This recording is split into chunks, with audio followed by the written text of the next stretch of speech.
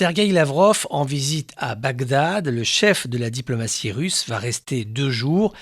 Visite bien moins anodine qu'il n'y paraît. Pour l'Irak, il s'agit de desserrer l'étau diplomatique des Américains qui, depuis la chute de Saddam Hussein, se sentent, disons, une certaine légitimité dans le pays, ce qui n'est pas sans créer des abcès de tension. Par exemple, la guerre contre Daesh partiellement achevée, Washington réclame l'intégration des milices chiites dans l'armée nationale irakienne ou bien leur simple et bonne dissolution. À Bagdad, ça ne passe pas, puisque c'est là une question de souveraineté nationale. Également la question kurde, puisqu'il existe une politique kurde des États-Unis qui garde toujours cette carte joker dans leur jeu diplomatique. Et bien ça aussi, ça ne plaît pas, l'instrumentalisation des minorités. Pour les Irakiens, prendre langue avec Moscou, c'est s'entretenir avec une puissance russe qui réclame implicitement le départ des Américains de la région. Les Russes mènent une campagne de séduction.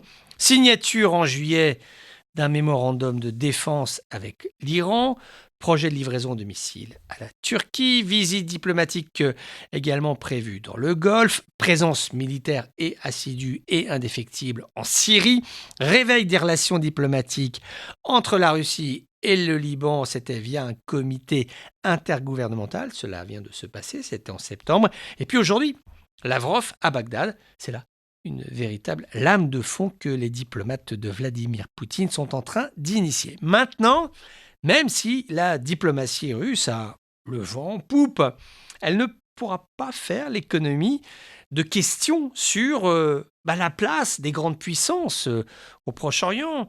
Le modèle de la Pax America hier ou de la Pax Russia aujourd'hui, je ne sais pas, appartient certainement à des schémas d'autrefois. Je ne suis pas certain que ce soit ce que les États de la région attendent. Tu sais, l'hyperpuissance omnipotente qui n'en fait qu'à sa tête et qui, les premiers mois passés, commence à t'expliquer un petit peu comment tu devrais gérer tes affaires. Je ne suis pas sûr que ça fonctionne. Il faut peut-être faire moins de diplomatie, faire plus de politique, d'être plus à l'écoute, plus de compréhension, construire des relations plus équilibrées, moins asservissantes. Attendons de voir comment Sergueï Lavrov à Bagdad va procéder.